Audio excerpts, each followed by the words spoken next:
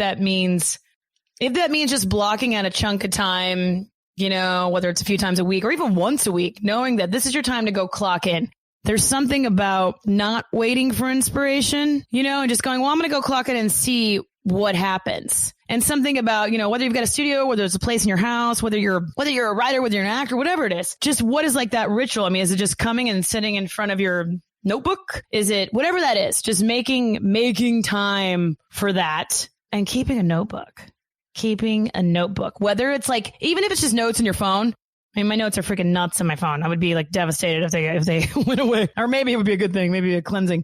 I should send you my bad band names list. Oh yes, I'd love that. But just when things hit you, because I think art is like this sort of puzzle, of different abstract things coming together, which are usually like linked to your subconscious anyways. And they all, it's like connecting the dots to these things. So notebooks and make time for creativity. And so what do you do if you sit down to be creative and like there's nothing happening? You just power through it and something eventually happens? Or do you go, you know what, this isn't happening today? Sometimes it's like, well, let me try something new. Let me just try something new. Maybe pick up like, I always go through these phases where I'm like, I'm done with this. And I was like, done with guitar for a while. I was like, I'm done with guitar. I even said I was done with Europe recently too. She was like, how are you done with Europe? Yeah, whatever. Yeah, I got the face. But I was done with guitar for a bit. And then over quarantine, I found myself like picking up guitar. And I found myself in my studio one night and I was like, let me pick up this and see what happens. So I guess, yeah, if you do feel like something's not there, I don't know, how can you like turn your head and notice something different? Like, oh, this is boring. There's my friend told me about this great experience she had with this, I guess this choreographer named Deborah Hay, and they would be in rehearsal and she'd be like, the minute you get bored, just turn your fucking head. So they'd be like exploring physically or whatever. And then, I've started saying that to my students a lot. Like you start to get bored in this exercise, like turn your head, like notice something different as opposed to being stuck in your. Do you find teaching acting that you learn more through teaching than you ever did when you were a student, or is it kind of equal? Yeah. I guess I have learned a lot more. I feel like, my eye and maybe my own process is much more, quick. Yeah. Yeah. I find that too. Like, with teaching, I learn more. Exactly. Because you're like, okay, these are the things you need to always be looking for. Like, developing your sort of investigator, detective eye. Mm-hmm. And now I'm like, it's like I can just find them quickly. Yeah. Okay. So what advice would you have for someone who is just starting out in acting, or just any creative? Yeah. Field? Like who maybe wants to follow your career path, who's like, I want to perform. I want to be an actor. I want to be a musician. I want to. Oh yeah. Like the hybrid thing. First thing that comes to mind is community. I know that's a thing, everybody's like, find your tribe, which is sort of sounds cliche, I guess, but it's true. Because, it's one thing if you're just like, let's say you are this hybrid multidisciplinary artist, which I guess I would refer to myself as a multidisciplinary artist, finding people that speak that language with you, and you can like riff off each other and that are supportive of you and your process. So that would be one thing. Find a community that supports your art, but also this is the thing. And this is the thing I feel like actually for years I stopped doing because I was like so focused on like a band thing and like having this polished thing, is just constantly be putting out work.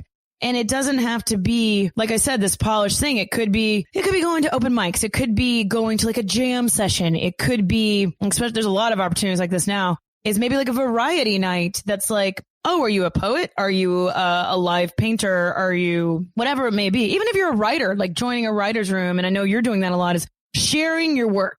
I think that is really, really important.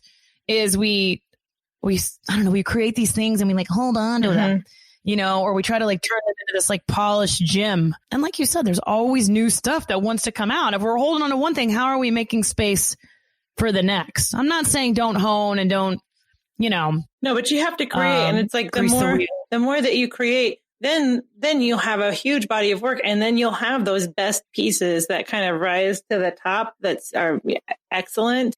But a lot of my work is really not that great, but I got to get it out. And then the good stuff comes out too. But if you're just like holding on to like precious pieces, you may never get to the good stuff because you're slogging through the crap, just got to do it. Yeah. Or you're like trying to perfect the crap or something. But I think also just by constantly creating, you develop a process. Mm-hmm. My friend who I referenced earlier who did the radical listening thing, she was talking something about when she's like warming up, right, to start like creating something, she starts like messing around sort of like with ideas of like a vocabulary. I mean, this is kind of talking in a more physical realm, but messing around with ideas, like warming up, maybe if she knows it's going to be like a suave thing, warming up that part of your body. I wish people could see you right now. I know. She's warming up as we speak. I'm warming up. But let's say it was a suave song. I don't know, like some sort of like sexy song.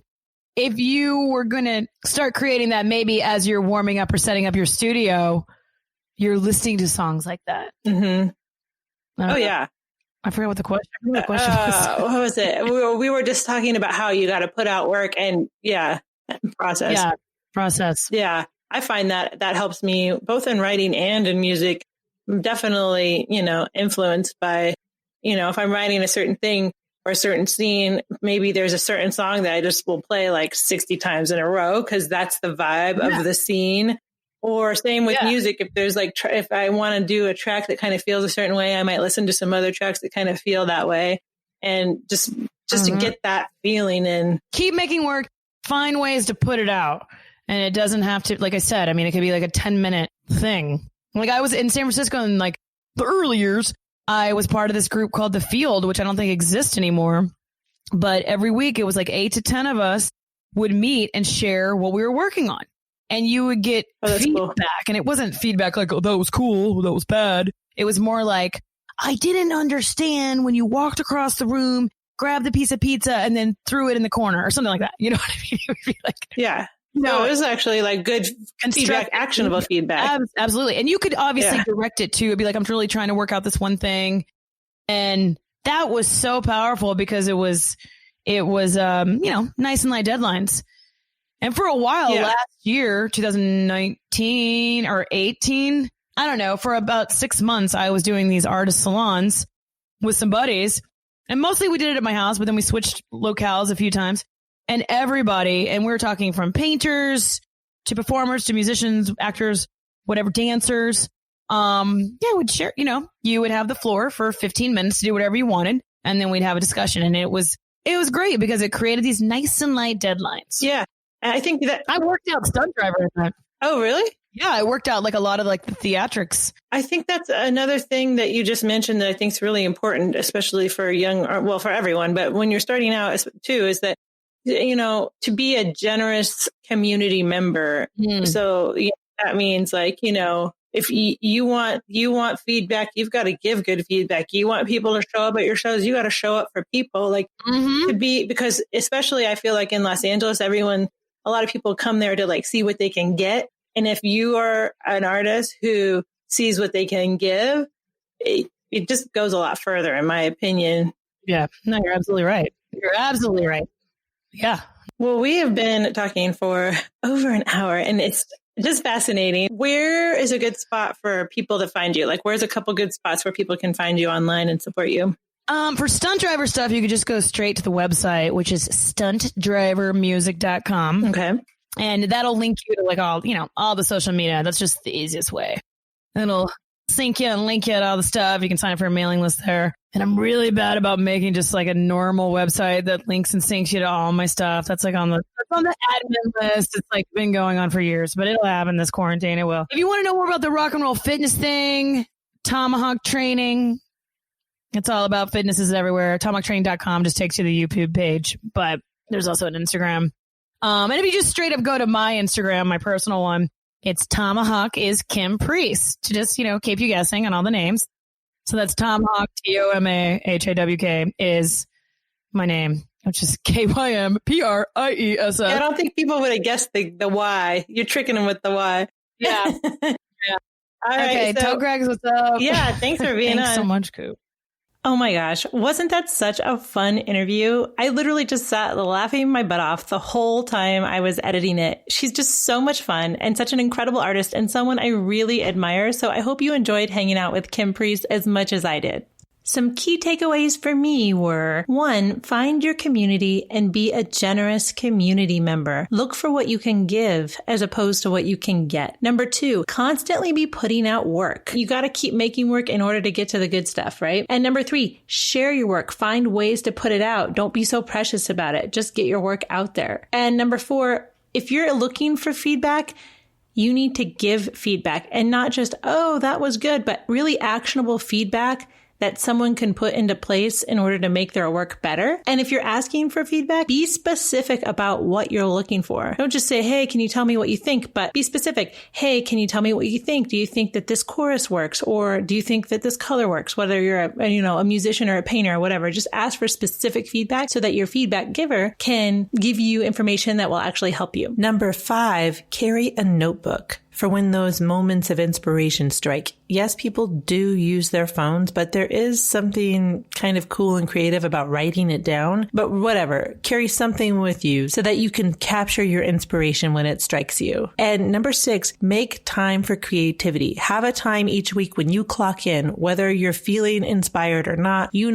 at whatever time, Wednesday at 4:00, whatever it is, that you're going to clock in and work for an hour or so. I just want to thank you guys so much for listening to the show. I say it every week and I really mean it. It means so much. I know that you have a million things you could be doing. And the fact that you took time out of your day to hang out with me here on the Girl X podcast just means so much. If you like the show, please share it, subscribe on Apple Podcasts, and maybe give us a review, give us a rating. We need some of those to help other people find us who might like us. Also, if you want to, drop me a message. And remember, Pallavi is going to be doing the advice column on the Girl X blog. So if you need advice about something, head on over to the Girl X blog, gxrlpod.com, and ask Pallavi. She has oodles of advice for you, I'm sure. All right. You can view the show notes and the links to everything that was mentioned in this episode at the website also, gxrlpod.com. And Kym was awesome enough to leave us with one of her songs. It's called Plastic Faces. It's by her band STUNTDRIVER. So I'm going to leave you with that, and I'll see you next week.